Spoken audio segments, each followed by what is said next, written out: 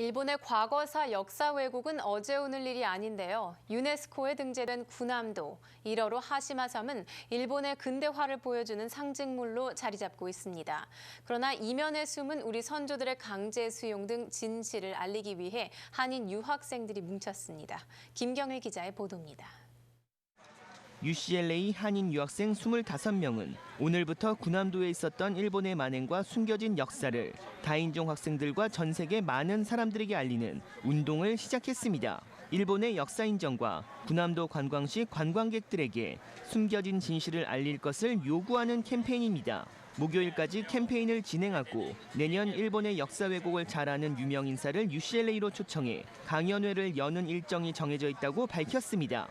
저희가 미국 서부 UCLA뿐만 아니라 중부, 동부, 시카고, 보스턴 이런 데를 지나서 미국을 벗어나서 영국, 호주 이런 전 세계 한인 학생들이 이런 캠페인에 동참하게 만들고 또 우리가 이런 관련된 다른 유명 인사를 초청해서 강연을 열 계획을 갖고 있습니다. 군함처럼 생겼다고 해서 군함도로 불리는 일본의 하시마 섬은 섬 전체가 도시화된 일본의 근대화의 상징물로 올해 유네스코에 등재됐습니다. 그러나 강제징용됐던 조선인들에겐 해저 탄광에서 제대로 먹지도 못하고 강제 노역을 강요당해 지옥섬으로 불렸습니다. 일본은 군함도가 유네스코 등재 시 강제징용 등 전체적인 역사를 밝히겠다고 약속했지만 이를 지키지 않고 있습니다. UCLA 학생들이 나눠주는 전단지에는 일본의 군함도 강제징용과 일본 정부와 유네스코가 과거사를 왜곡해 포장하는 것, 그리고 강제징용된 생존자들의 증언을 담고 있습니다.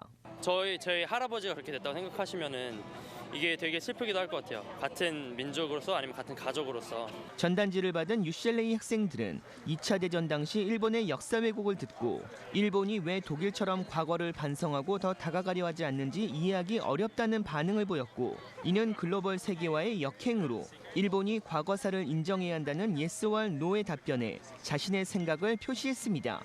Coming to terms with one's own injustices during war times did most definitely help with the international relations. 캠페인을 시작한 UCLA 학생들은 위안부와 문화재 반환 문제도 함께 알리고 있지만 군함도에 대해 한인 학생들도 잘 모르고 있고 타인종 학생들은 자국의 과거사가 아닌 만큼 관심이 부족하지만 일본이 숨기고자 하는 역사적 진실을 알리기 위해 최선을 다하겠다고 말했습니다.